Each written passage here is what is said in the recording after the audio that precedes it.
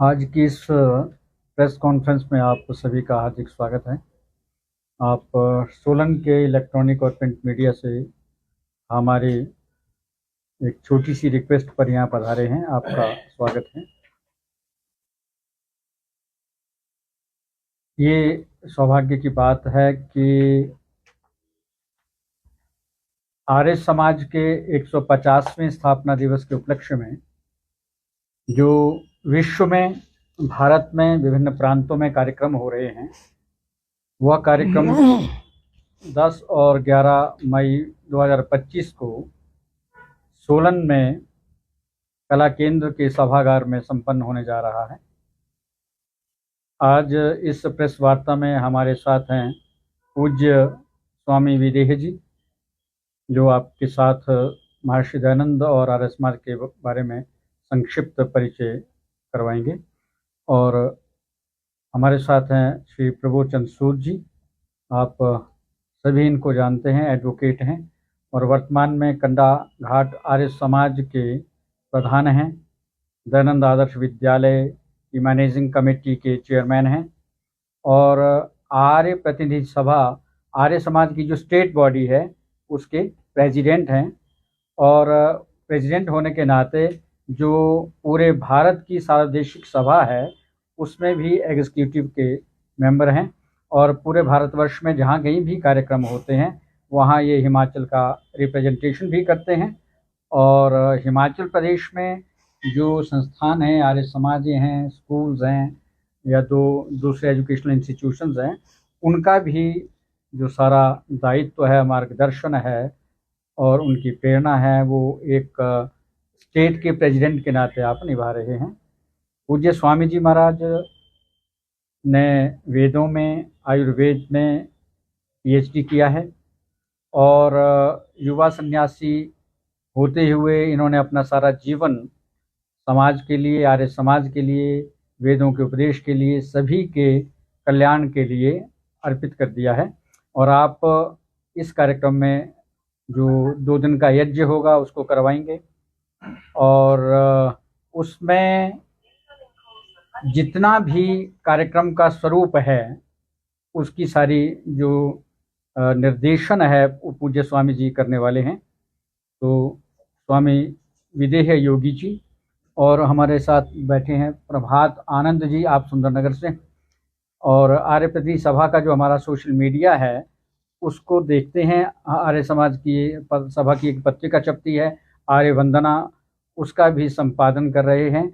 और national level पे जो आर्य समाज का मीडिया है हिमाचल में, उसका आप सारा का सारा कार्यक्रम देख रहे हैं। इनके साथ बैठे हैं श्रवण कुमार जी। आप आर्य विद्यालय हिमाचल प्रदेश का जो युवा विंग है, उसके अध्यक्ष हैं। और ये जो युवाओं का विंग है, वो भी सभा के अधीन श्री प्रभुचंद सूद जी की ही अध्यक्षता में, उनके मार्गदर्शन में काम करता है। हमारे साथ हमारे मित्र सहयोगी मदन हिमाचली जी, आप सबके परिचित हैं। ये व्यक्तिगत तौर पर हमारे साथ जुड़े हैं, आर्य समाज के साथ जुड़े हुए हैं। तो इस प्रेस ब्रीफ के लिए भी आपके सबके सामने ही है कि इन्होंने थोड़ा बहुत हमारा सहयोग किया है। और अब मैं पूज्य स्वामी जी से अनुरोध करूंगा कि वे थोड़ा सा स्वामी दयानंद और आर्य समाज का परिचय करें, और उसके बाद प्रबोध जी, जो ये कार्यक्रम होने वाला है उसका जो सारा विस्तार है, उसकी रूपरेखा, उसके बारे में बातचीत करेंगे। और उसके अंत में जो आप बातचीत करना चाहेंगे, उसके लिए आपका स्वागत रहेगा। पूज्य स्वामी जी महाराज। ओम, सबको नमस्ते जी। 19वीं शताब्दी में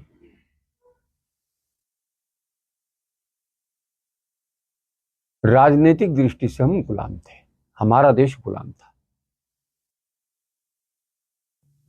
और उस समय में समाज व्यवस्था में धर्म के नाम पर बहुत पाखंड और अंधविश्वास था। उस समय में स्त्रियों को अधिकार नहीं थे, अनेकों प्रकार की कुरीतियां, पाखंड और अंधविश्वास प्रचलित थे। उस तरह के वातावरण में सन 1824 में महर्षि दयानंद सरस्वती जी का गुजरात के टंकारा गांव में जन्म हुआ था। उनका नाम मूलशंकर था और वो आगे चल करके उनके जीवन में क्रांति आई, वैचारिक क्रांति। उस वैचारिक क्रांति को लेकर के अपने अंदर संजो करके वो चले और इस समाज में उतर गए। उन्होंने इस समाज में राजनीतिक दृष्टि से, धार्मिक दृष्टि से, सामाजिक दृष्टि से एक अद्भुत कार्य किया। जो समाज में प्रचलित बुराइयां थी, पाखंड थे, अंधविश्वास थे, उन पर उन्होंने शास्त्रीय दृष्टि से प्रहार किए और दुनिया को यह बताया कि वास्तव में यह धर्म नहीं है। जिन वेदों को तत्कालीन समाज भूल चुका था, उन वेदों का पुनः स्थापना महर्षि दयानंद सरस्वती ने की और उन्होंने उस समय में स्त्रियों के उत्थान के लिए, इन्हें जो समाज में अधिकार आज है, उसका प्रारंभ महर्षि दयानंद ने किया था, शास्त्रीय आधार पर प्रमाण दे देकर के। समाज में जो गैर बराबरी थी, जातिवाद, संप्रदायवाद, उसके लिए भी उन्होंने बड़े जोरों से कार्य किया और उन्होंने ये कहा कि जाति तो मनुष्य की बनाई है, परमात्मा ने ये जातियां नहीं बनाई। इस दृष्टि से समाज में जातिवाद, संप्रदायवाद को उन्होंने समाप्त करने का एक भरसक प्रयास किया और सफल प्रयास भी किया। राजनीतिक दृष्टि से सन 1857 की जो क्रांति है, उस सन 1857 की क्रांति में 4 सन्यासियों का मुख्य योगदान था। उनमें स्वामी दयानंद सरस्वती, स्वामी विरजानंद दंडी, स्वामी पूर्णानंद और स्वामी ओमानंद। इन 4 सन्यासियों ने 1857 की क्रांति को आगे बढ़ाया। उसकी स्थापना भी इन्हीं लोगों ने एक प्रकार से करी। ये जो तत्कालीन क्रांतिकारी थे, चाहे झांसी की रानी हो, तात्या टोपे हो, कुंवर सिंह हो, वो सारे के सारे लोग इन सन्यासियों के संपर्क में थे। जो पुराने जंगलों में, पहाड़ों में मंदिर थे, उनमें बैठ करके मीटिंगें होती थी और इस प्रकार से जो गुलामी इस देश में थी, हम गुलाम थे, उसके लिए एक विचार देने वाले व्यक्ति ये सन्यासी थे। महर्षि दयानंद सबसे युवा थे। उन्होंने समाज में विभिन्न प्रकार की बुराइयों को दूर करने का जो एक बीड़ा उठाया, तो ये हुआ कि लोगों ने कहा कि जी बाद में इसे कौन संभालेगा। तब महर्षि दयानंद सरस्वती ने 1875 के अप्रैल मास में बंबई के काकड़वाड़ी में आर्य समाज की स्थापना करी। और इसमें एक बात ये स्पष्ट जानने की है कि आर्य समाज कोई मत नहीं है, कोई संप्रदाय नहीं है, आर्य समाज कोई धर्म नहीं है। आर्य समाज केवल एक आंदोलन है, सुधारवादी आंदोलन है। आर्य समाज वो है जो समाज की बुराइयों के, पाखंडों के, अंधविश्वास के विरुद्ध जो लड़ता है, उन पर प्रहार करता है। वो केवल एक आंदोलन है, एक ऐसा संगठन है जो गलत को गलत कहने के लिए महर्षि दयानंद ने और ठीक को ठीक कहने के लिए महर्षि दयानंद ने स्थापित किया था। महर्षि दयानंद को समय से पहले कुछ स्वार्थी लोगों ने विष दे करके और समय से पहले, जीवन पूरा न होने से पहले ही विदा कर दिया। उनका बलिदान हुआ। उसके पश्चात आर्य समाज ने एक बहुत बड़ा काम किया और आर्य समाज ने समाज सुधार में, आर्य समाज ने वेदों की स्थापना में जो महर्षि दयानंद के कार्य थे, उन सब कार्यों को आर्य समाज ने बड़ी तीव्रता के साथ, बड़ी प्रबलता के साथ चलाया।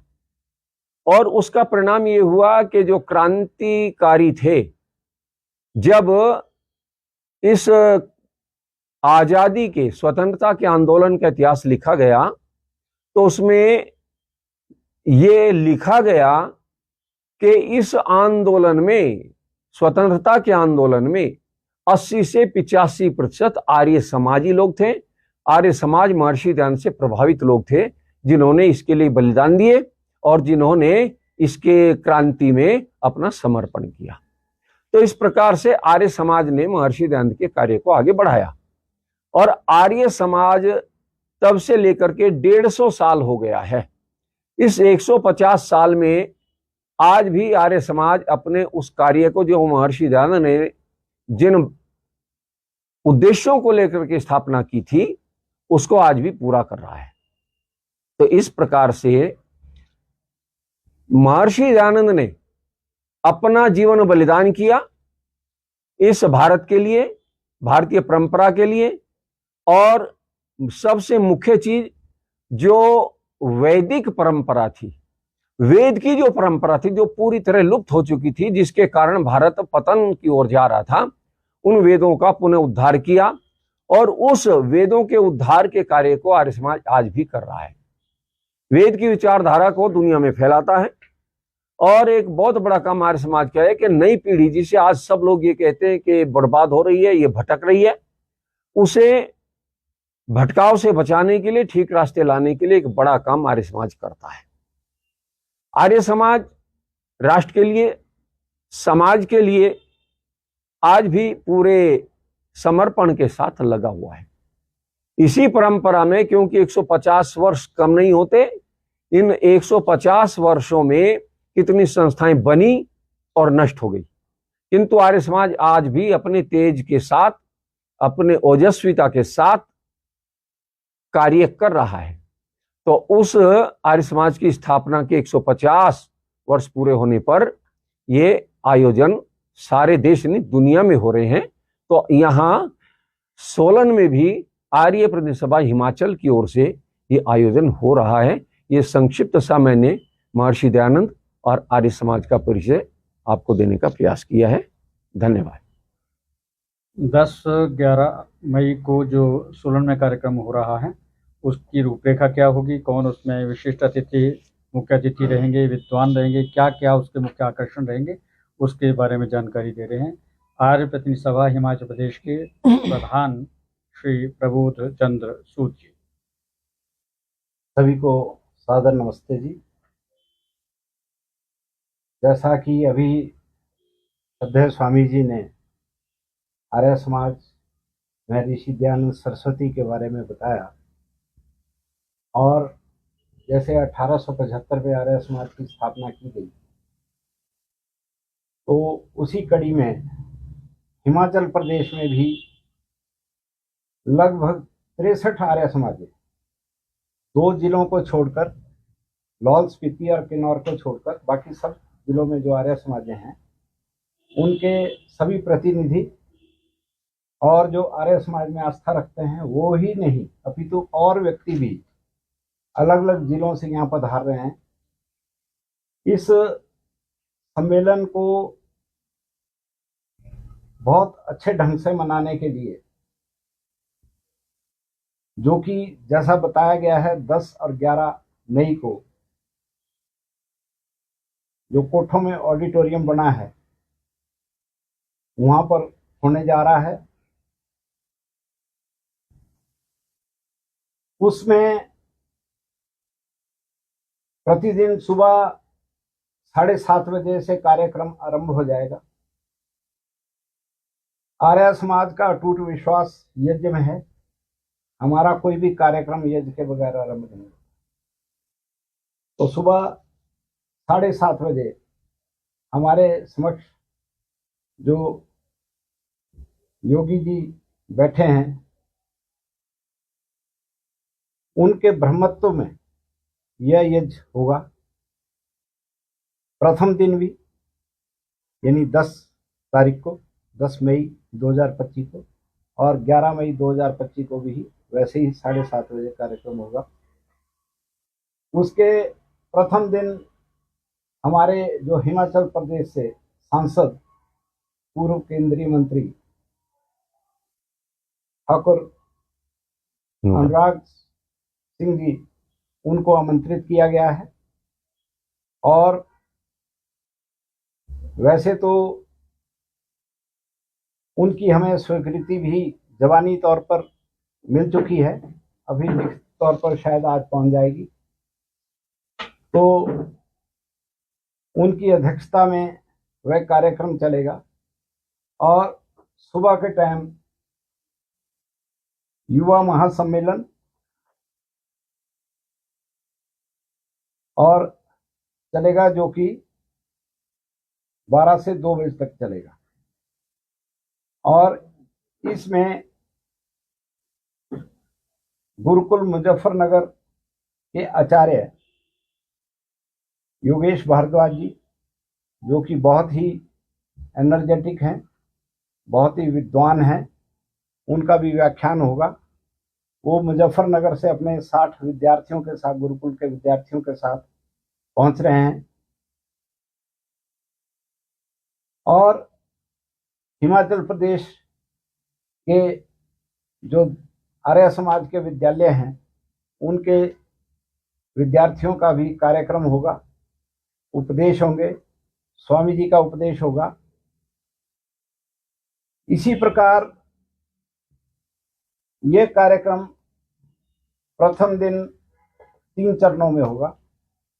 द्वितीय चरण में महिला सम्मेलन होगा और तृतीय सत्र में भजन संध्या होगी, जिसमें विशिष्ट अतिथि के तौर पर हमारे सोलन के जो डीसी हैं उन्हें आमंत्रित किया गया है।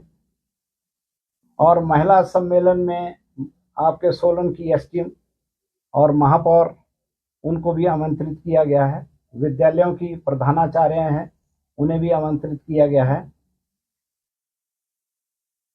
इस सम्मेलन को और सक्सेसफुल बनाने के लिए हमारी जो सभा है, इसके शीर्ष के जो अधिकारी हैं, जिसे हम आर्य प्रतिनिधि, सार्वदेशिक आर्य प्रतिनिधि सभा के नाम से पुकारते हैं, वो जो सभा है वो नेशनल और इंटरनेशनल आर्य समाजों की देखरेख करती है। यानी भारत में और विदेशों में जितनी भी आर्य समाजें हैं उनकी देखभाल करती है। आप के संज्ञान में मैं एक बात लाना चाहूँगा कि इस समय पूरे विश्व में 10,000 से अधिक आर्य समाजें काम करती हैं और प्रत्येक स्टेट में कई आर्य समाजें होती हैं। उन आर्य समाजों को गवर्न करने के लिए एक बॉडी बनाई जाती है, जिसको आर्य प्रतिनिधि सभा बोला जाता है। ये प्रत्येक राज्य में है।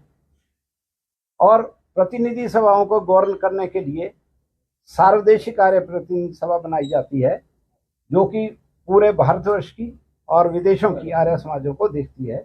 यानी ये 3 टायर सिस्टम है। और ये इनकी जो संरचना होती है वो ऐसा नहीं है, लोकतांत्रिक वे में होती है। पूरे इलेक्शन होते हैं, जो यहाँ के प्रतिनिधि इलेक्ट होते हैं वो आर्य समाजों के प्रतिनिधि आर्य प्रतिनिधि सभा को इलेक्ट करते हैं, और आर्य प्रतिनिधि सभाओं के जो मेंबर्स होते हैं वो सार्वदेशिक सभा को इलेक्ट करते हैं। तो मैं ये कहना चाह रहा था कि जो सार्वदेशिक सभा के हमारे प्रधान हैं सुरेश चंद्र आर्य जी, वो अहमदाबाद से आ रहे हैं। दिल्ली के आर्य परिषद सभा के प्रधान धर्मपाल आर्य जी, वो आ रहे हैं। महामंत्री विनय आर्य जी आ रहे हैं। और मध्य भारत के जो हमारे प्रतिनिधि सभा के प्रधान हैं प्रकाश आर्य जी, वो आ रहे हैं। और जेसीबी ग्रुप जेबीएम ग्रुप के चेयरमैन, जिनकी सारे दिल्ली में बसें चलती हैं, उनके चेयरमैन सुरेंद्र कुमार आर्य जी, वो पधार रहे हैं। और अन्य कई राज्यों से वहाँ की आर्य समाजों के सदस्य प्रतिनिधि आ रहे हैं। ये कार्यक्रम सुबह 10 तारीख को 7:30 बजे से आरंभ होकर के रात्रि 8 बजे तक चलेगा। थोड़ा एक्सटेंड भी हो सकता है। और अगले दिन के जो मुख्य अतिथि हैं जो हमने आमंत्रित किए हैं, उसमें हिमाचल प्रदेश के मुख्यमंत्री डॉक्टर सुखविंदर सिंह सुक्खू जी और डॉक्टर कर्नल धनीराम शांडिल जी, उनको आमंत्रित किया है। वो मुख्य अतिथि होंगे और उस दिन भी ऐसा ही कार्यक्रम होगा। इसी के साथ आर्य जगत के बहुत उच्च कोटि के उपदेशक, जिनमें से विदेह योगी जी एक हैं, योगेश भारद्वाज जी एक हैं, और भजनोपदेशक जिसमें पंडित नरेश दत्त जी और दिनेश पथिक जी, और एक बहुत ही बड़ी शख्सियत, महिला शख्सियत पद्मश्री आचार्य डॉक्टर सुकामा, वो रुड़की गुरुकुल जो रोहतक के पास है वहां से आ रही हैं। वो भी महिला सम्मेलन में उपदेश देंगी और महिलाओं को जागरूक करेंगी। तो इस प्रकार से ये कार्यक्रम रखा गया है। दोनों दिन वहां पर भोजन लंगर की व्यवस्था होगी, सुबह की भी, रात्रि की भी और अगले दिन दोपहर की भी। और ये कार्यक्रम का समापन लगभग 3 बजे 11 तारीख को होगा। तो मैं आपसे भी निवेदन करता हूं, सभी से, अपने पत्रकार बंधुओं से, कि आप भी आएं और देखें कि आर्य समाज किस प्रकार की संस्था है और क्या कार्य करती है। आपको भी, मुझे विश्वास है कि आपके लिए भी एक नई चीज होगी, क्योंकि सोलन में इतना बड़ा आयोजन नहीं हुआ है। ये जो आयोजन हो रहा है, जैसा कि श्रद्धेय स्वामी जी ने बताया कि महर्षि दयानंद सरस्वती की 200वीं जयंती और आर्य समाज स्थापना के 150वें वर्ष की स्थापना पर ये कार्यक्रम किया जा रहा है। ये केवल हिमाचल में नहीं हुआ, ये पूरे विश्व में हो रहा है। उसी कड़ी में यहाँ ये कार्यक्रम भी हो रहा है।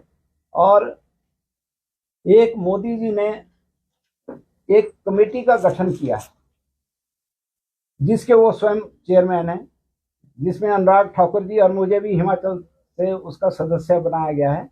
ये सेंट्रल गवर्नमेंट के गजट में, जो असाधारण गजट है, उसमें अंकित है। तो हमने उनसे ये प्रार्थना की थी कि देखिए, मोदी जी ने बना रखी है दिव्य ज्ञान ज्योति का जो संस्था एक बनाई है, और इसमें जो आपके आर्ट एंड कल्चर डिपार्टमेंट या जो भी डिपार्टमेंट है, उनको भी हिदायत दी है कि आप इसको स्पॉन्सर करें, इस कार्यक्रम को, संस्कृति विभाग को। तो जैसा मैंने बताया है कि अभी तक हमारे को मौखिक तौर पर तो सूचना आई है कि वो आ रहे हैं। अभी हिमाचल के जो मुख्यमंत्री जी हैं, उनसे भी हम कल परसों मिले थे, तो उन्होंने भी बोला तो है, लेकिन जब तक टूर प्रोग्राम में प्रिंट नहीं हो जाता अपनी, तो उस बारे में तो नहीं मैं कह सकता। लेकिन हमें विश्वास है कि वो आएंगे और हमें आशीर्वाद देंगे। इसी के साथ आप सभी का बहुत बहुत धन्यवाद। केंद्र सरकार ने एक गाइडलाइन जारी की है जी कि कहीं पर भी भीड़ ना जुटाएं। तो इस तरह आपके तो यहाँ मेरे ख्याल 500-600 प्रतिनिधि आ रहे हैं, देश से बोल रहे हैं आप, हाँ, सारे आ रहे हैं। 63 तो यूनिट है आपके प्रदेश में। तो ये जोखिम भरा कदम नहीं कह सकते? नहीं, ऐसा कोई जोखिम भरा कदम तो है नहीं, कोई इमरजेंसी तो लगी नहीं है। देश में स्थिति तनाव की है, बॉर्डर पे तनाव। मेरे ख्याल में जितने आदमी एमएचए की गाइडलाइन का उल्लंघन कर रहे हैं। मेरे विचार में जितने लोग यहाँ इकट्ठे होंगे, बड़े शहरों में तो हर जगह इकट्ठे रहते हैं इतने लोग। नहीं, जो गवर्नमेंट की डायरेक्शंस होंगी उसको तो फॉलो किया, बाकी जो ऐसी इंस्ट्रक्शंस होगी तो फॉलो करेंगे। सीएम साहब ने तो पिछले कल अपने सारे दौरे रद्द कर देते, कैबिनेट बुला दी, तो ऐसे में कैसे आएंगे यहाँ? हाँ, तो मुश्किल है। चलो, अब ये तो आज का ही मीटिंग वर्चुअल शुरू हो गई। अच्छा, ये तो अब उन पर निर्भर करता है, उसके लिए हम क्या कह सकते हैं। तो देश में इस समय तनाव की स्थिति बनी है और हम एक उत्साह मना रहे हैं। हमारे देखिए, ये उस तरह का उत्सव नाच गान का उत्सव नहीं है। इसमें देश की जो स्थितियां हैं, जो चुनौतियां हैं, समाज में हैं, राष्ट्रीय स्तर पर हैं, इंटरनेशनल स्तर पर हैं, उनके बारे में भी आर्य समाज उसमें चिंता करता है, बात करता है। और ये आप ये समझ लीजिए कि उन्हीं स्थितियों के समाधान को लेकर के, उसको लेकर भी इसमें डायरेक्टिव होता है, चिंतन होता है, विचार होता है। और आर्य समाज तो आप समझते हैं कि आज़ादी के आंदोलन से लेकर के, निर्माण से लेकर के आज तक जो भी डेवलपमेंट है, उसमें हमेशा सरकार के साथ रहा है। सरकार कोई भी हो, जो भी राष्ट्र का नियम है, कानून है, उसका पालन इसमें भी होगा, हमेशा से होता रहा। कितने संख्या कितनी इसमें आ सकती है? जैसे ऑडिटोरियम की संख्या जो है वो लगभग 450 के करीब की कैपेसिटी है, और लगभग इतना ही हमारे पास टोटल जो ऑल ओवर हिमाचल से आने वाले हैं, हमारे लोकल, हालांकि हमने रिस्ट्रिक्ट कर दिया है कि जो बाहर के हमारे इंस्टीट्यूशंस हैं, सोलन से बाहर के, उनको ज़्यादा हम क्राउड नहीं कर रहे हैं। जैसे स्कूल्स हैं हमारे, आर्य समाज हैं, तो हम जितना हमारे पास कैपेसिटी है उतने ही हम लोगों को अलाउ कर रहे हैं। तो हम भी उसके लिए चिंतित हैं और हम उसका पूरा पालन करेंगे। तो ऐसा कहीं नहीं होगा कि कोई कंट्रोल से बाहर की कोई ठहराव भीड़ की होने वाली व्यवस्था है। कई नहीं, इंतजाम ठहराव की है। व्यवस्था जो सराउंडिंग में हमारे होटल्स हैं, उसमें कुछ लोग अपना बुकिंग करवा चुके हैं, कुछ सभा के थ्रू बुकिंग हो चुकी है। जटोली में आपका इतना बड़ा मंदिर है, कुछ वहाँ व्यवस्था कर रहे हैं, वो सहयोग कर रहे हैं। और भाषा विभाग में जो वहाँ अकोमोडेशन है, डॉर्मेट्री है, कमरे हैं, वो भी सारे के सारे बुक हैं और सारा वो सभा की तरफ से पेमेंट होगी, बाकायदा ऑन रिकॉर्ड सारा का सारा अरेंजमेंट होगा। सम्मेलन को लेकर आपने टीम्स गठित की है, सुरक्षा व्यवस्था और अन्य टीम्स का गठन आप लोगों ने किया? देखिए, जो इंटरनल हमारा है वो हमने सारा किया है। हमारी अलग अलग कमेटीज बनी हैं, ट्रांसपोर्ट के लिए कमेटी बनेगी, सिक्योरिटी के लिए कमेटी बनेगी। और आज का और कल का दिन हमारे पास है अभी, ठीक, आज 8 तारीख है, कल का दिन हमारे पास है। तो प्रधान जी यहाँ पर हैं और आज और कल तक हमारे सारे जो हिमाचल के जो एग्जीक्यूटिव के मेंबर्स हैं वो भी आने वाले हैं, इकट्ठे हो जाएंगे। और प्रधान जी जो हैं वो एडमिनिस्ट्रेशन के साथ मिलेंगे। एसपी को भी कार्यक्रम में बुलाया गया, उनसे हम पहले भी मिल चुके हैं, डीसी साहब भी पहले मिल चुके हैं। लेकिन जो प्रेजेंट आपका सर्कमस्टेंसेज हैं, इनको लेकर के प्रधान जी प्रबोध चंद्र सूद जी डीसी साहब से, एसपी साहब से मीटिंग कर लेंगे, बातचीत कर लेंगे और जो सरकार की डायरेक्शंस होंगी उसको हम पूरी तरह से फॉलो करेंगे। प्रभु जी, आपने कहा कि लाहौल स्पीति और किन्नौर के लोग नहीं आ रहे, तो क्या वहाँ पे आर्य समाज की संस्था कार्य नहीं कर रही है? नहीं, वहाँ नहीं है हमारी कोई संस्था, नहीं, 2 जिलों में नहीं। तभी मैंने बोला कि 2 जिलों को छोड़ करके बाकी जिलों से आ रहे हैं और जो जो लोग आ रहे हैं उनकी सूची हमारे को आ चुकी है, बाई नेम आ चुकी है, ताकि कोई भी ऐसा व्यक्ति ना आ जाए जिससे वहाँ पर कोई अव्यवस्था क्रिएट हो जाए। और जहाँ तक ये फंक्शन की बात है, हमारी कोशिश है कि सारा ये आउटडोर नहीं होगा, ये इंडोर ही होगा। आउटडोर वहाँ कोई व्यवस्था भी नहीं है उसमें ऑडिटोरियम में करने की, इंडोर ही होगा। खाने का इंतजाम भी इंडोर ही है वहाँ पर। आप तो कई दफ़ा आपने विजिट किया होगा उसमें, और कोई इतना नहीं है कि बाहर चहल पहल होगी। जैसे रहने की व्यवस्था, ये सब लोगों ने अपने अपने कमरे बुक करवा रखे हैं होटलों में, तो उससे तो टूरिज्म भी बढ़ ही रहा है। ठीक है, जो देश की स्थिति चली हुई है उस बारे में हमें मालूम है और हमें देश का सहयोग करना है। ऐसा नहीं है कि हम किसी गवर्नमेंट की गाइडलाइंस के विपरीत जाके कोई कार्य करेंगे। उसमें युवा सम्मेलन हो रहा है, युवा सम्मेलन में युवाओं को बताया जाएगा कि उनकी देश के प्रति क्या कर्तव्य है उनके, और ऐसी समस्याओं से कैसे डील करना है। ऐसी समस्याएं, ऐसे जो विचार है वहाँ पर साझा किए जाते हैं। जैसा कि बताया कि आर्य समाज कोई धार्मिक संस्था नहीं है, ये एक आंदोलन है। और जैसे बताया गया कि देश को आज़ाद करवाने के लिए 80 से 85% लोग आर्य समाजी थे। अब उसका पता कैसे चला कितने % लोग थे? जब जेलों में गिनती की गई, जो कैदी थे उनकी गिनती की गई, तो या तो वो आर्य समाजी थे या आर्य समाज से प्रभावित लोग थे। तो उन आंकड़ों पर यह बताया गया कि जब भारतवर्ष आजाद हुआ तो उसमें 80 से 85% तक आर्य समाज के लोग थे। तो इसीलिए हम कोई ऐसा कार्य ना करना चाहते हैं, ना करेंगे जो कि गवर्नमेंट की गाइडलाइंस के विपरीत हो। बाकी अभी 2 दिन हैं बीच में पड़े हुए, कोई गवर्नमेंट की गाइडलाइंस और आ जाएंगी तो और उसके बारे में विचार कर लिया जाएगा।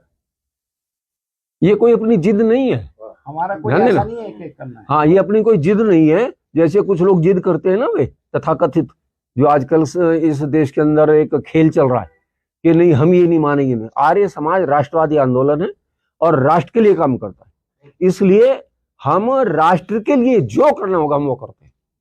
और हमारे जो सम्मेलन है, सम्मेलन में भी हमारा कोई भी ऐसा नहीं होता जो राष्ट्र के विरोध में हो, अपितु जो समस्याएं राष्ट्र के विरुद्ध चल रही हैं उनका समाधान कैसे करें, इस पर चर्चा आर्य समाज के कार्यक्रमों में होती है। यहाँ की डीएवी पब्लिक जो संस्था है ये भी आ रही है? हाँ, ये भी आएगी, दयानंद वाली इनके विद्यार्थी दोनों आ रही है।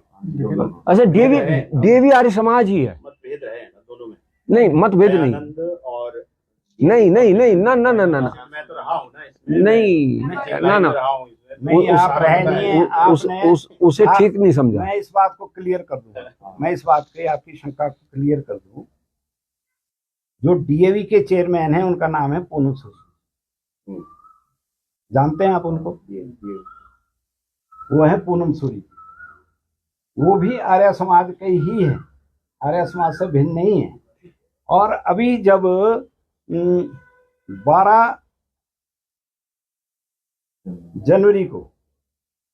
फरवरी को 2023 में दिल्ली में जब इंदिरा गांधी इंडोर स्टेडियम में श्रीमान मोदी जी ने इस आयोजन का आरंभ किया था, ये जो 200वीं शताब्दी 200वीं शताब्दी जन्म का जयंती 200वीं शताब्दी का जब शुभारंभ हुआ, तो इस देश के यशस्वी प्रधानमंत्री श्रीमान मोदी जी के कर कमलों द्वारा हुआ है। उसी श्रृंखला में ये कार्यक्रम चल रहे हैं। तो वहां पर पूनम सूरी जी ने ये घोषणा की थी, या उससे अगले सत्र में की थी किसी मीटिंग में, मैं आपको एग्जैक्ट डेट भी दे सकता हूं, कि आर्य समाज और डीएवी मिलकर आर्य समाज ये दयानंद का काम करेगी। तो कहां से अब भिन्नता रहेगी? उद्देश्य तो दोनों संस्थाओं का एक ही है, दोनों संस्थाओं में मत अभी संस्थान भी लगे, बॉडी भी लगे। अगर बॉडी भी चाहिए आपको, वो भी मैं आपको दे दूंगा। ऐसा है, पैरेलल बॉडी है, ऐसा है, राष्ट्र स्तर पर भी, प्रदेश स्तर पर भी, प्रांतीय स्तर पर। आपको केवल वर्तमान का पता है। हाँ। मैं आपको बता दूं, इसका जो इतिहास है वो ये है। चलो हमने तो नहीं, मैं बता रहा हूँ। एक व्यक्ति हुए हैं, उनका नाम था पंडित गुरुदत्त विद्यार्थी, ध्यान देना। जिस समय महर्षि दयानंद का बलिदान हुआ अजमेर के अंदर, अंतिम वो शैया पर थे, उस समय वहां पर सारे देश से बहुत लोग गए थे। जब ये पता लगा कि महर्षि अत्यंत अस्वस्थ हैं, तो उनमें एक व्यक्ति था गुरुदत्त विद्यार्थी, और इसने वहां पर देखा, ये नास्तिक था, और इसने वहां पर देखा जब महर्षि दयानंद जिस स्थिति में शरीर फूटा हुआ है, और उसमें भी उन्होंने बैठ करके और कैसे स्नान किया, क्षौरकर्मा ने ये सब बाल आदि मुंडवाए, और उसके बाद फिर बैठ के ध्यान किया, संध्या करी, उपासना करी, और शरीर को कह करके छोड़ा, ईश्वर तेरी इच्छा पूर्ण हो, तेरी इच्छा पूर्ण हो, तेरी इच्छा। ये देख करके वो व्यक्ति वो था जिसे दुनिया का वैचारिक व्यक्ति, चिंतनशील व्यक्ति, दार्शनिक व्यक्ति, जिसके लेख की इंतजार किया करता था कि गुरुदत्त कब लेख लेकर हमें पढ़ने को मिले, वो व्यक्ति था। ऑक्सफोर्ड में जिसकी पुस्तक को पढ़ाया गया, साइंटिस्ट। तो वो व्यक्ति, तो वहां से जब ये चले, ऋषि का जब वो हो गया अंतिम संस्कार, तो वहां से चले तो सोचते हुए चले कि इनका स्मारक कैसा हो, इन्हीं के स्तर का हो। तो ये चिंतन जो है उन्होंने लिया था। और ये जो डीएवी की स्थापना है, ये अलग नहीं थी, आर्यप्रिंट सभा होती थी पंजाब की, और एक ही सभा थी उस समय। हाँ, तो वहां आके विचार हुआ, और तब ये डीएवी की स्थापना का हुआ। नाम रखा दयानंद एंग्लो वैदिक। वहां पर पंडित गुरुदत्त ने ये विचार दिया था। और जो हंसराज, महात्मा हंसराज, तो हंसराज जी का उसमें योगदान ये था। आज की इस प्रेस कॉन्फ्रेंस में आप सभी का हार्दिक स्वागत है।